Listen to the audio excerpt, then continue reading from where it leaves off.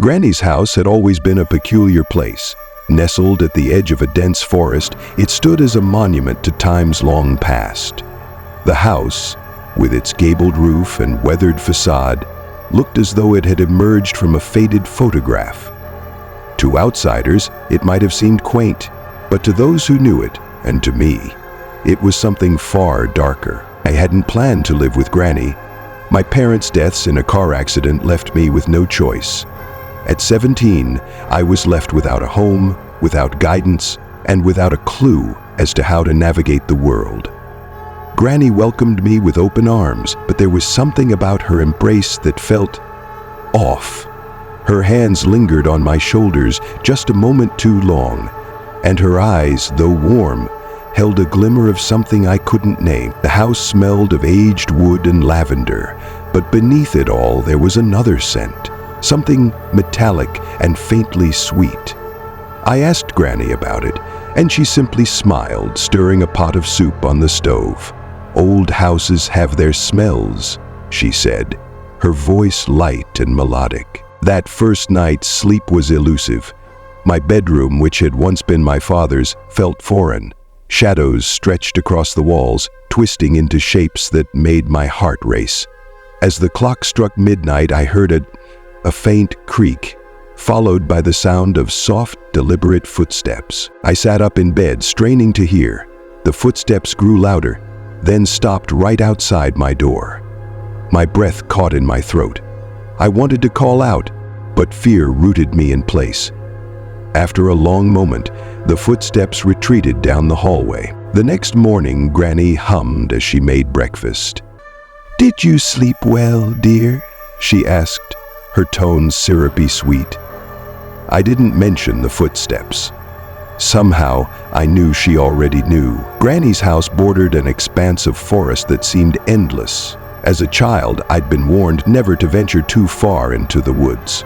"There are things in there you don't want to meet," Granny had said with a wink, her tone teasing, but her eyes deadly serious. Now, as an adult, the forest seemed even more imposing.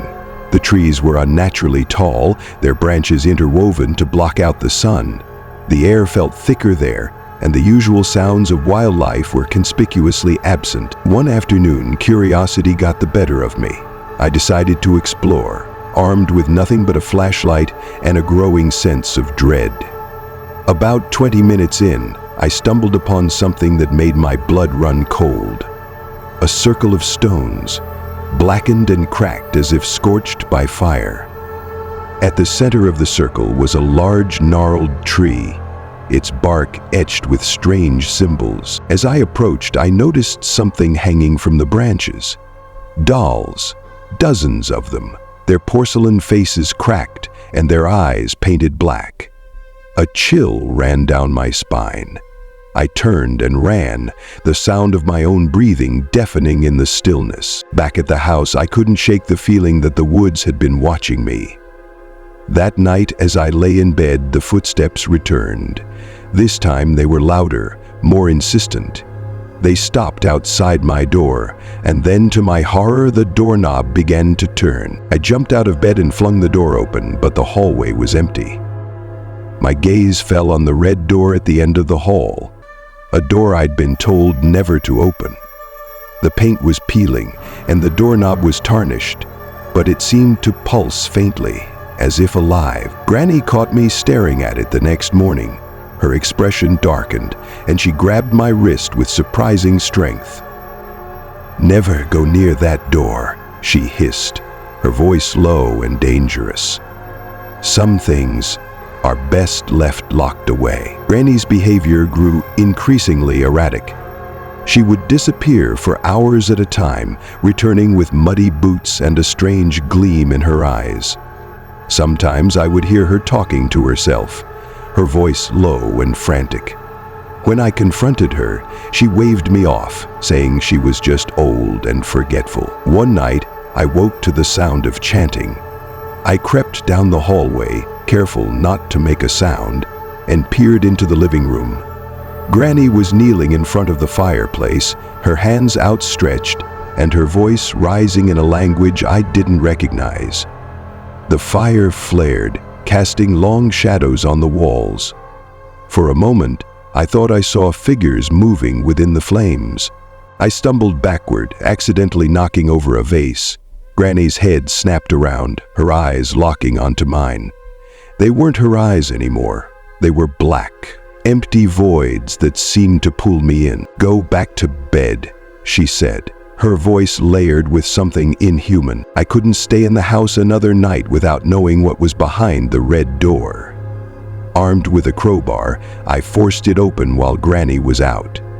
The door led to a staircase that spiraled down into darkness. At the bottom was a room that looked like a shrine. Candles burned on every surface, illuminating walls covered in those same strange symbols I'd seen in the woods. In the center of the room was a large stone basin filled with a dark liquid. Above it hung a mirror, its surface rippling as if it were water. I approached the mirror, unable to look away. My reflection stared back, but it wasn't me. The figure in the mirror was older, with hollow eyes and a twisted smile. Before I could react, the door slammed shut behind me. Granny stood there, her face twisted with rage. "You shouldn't have come here," she said, her voice echoing unnaturally. Granny stepped into the room, her frail form seeming to grow larger, more imposing. Shadows began to writhe along the walls, and the temperature plummeted. "The house needs you now," she said, advancing toward me. I grabbed a candle and hurled it at her. The flame caught her dress and she screamed, a sound that wasn't entirely human. The shadows surged toward her, enveloping her in darkness. I fled up the stairs, the house groaning and shaking as if alive. The walls seemed to close in, and the air grew thick with the stench of burning flesh. I never looked back as I ran into the woods, the house shrinking into the distance. When I reached the edge of the forest, I turned one last time. The house was gone, replaced by an empty clearing. I don't know what Granny was, or what she had become. All I know is that her house wasn't just a house. It was a trap, a living thing that fed on fear and despair. I'll never forget the last thing she said to me as the shadows consumed her. "You can't escape. The house will find you again." But tell me, what do you think happened to the house? Do you believe Granny's curse truly ended, or is it still out there, waiting for its next victim? Maybe it's closer than you think. If you enjoyed this chilling tale, and want to hear more stories that send shivers down your spine, don't forget to like this video, share it with someone who loves a good scare, and subscribe to the channel. Hit the notification bell so you'll never miss the next terrifying tale.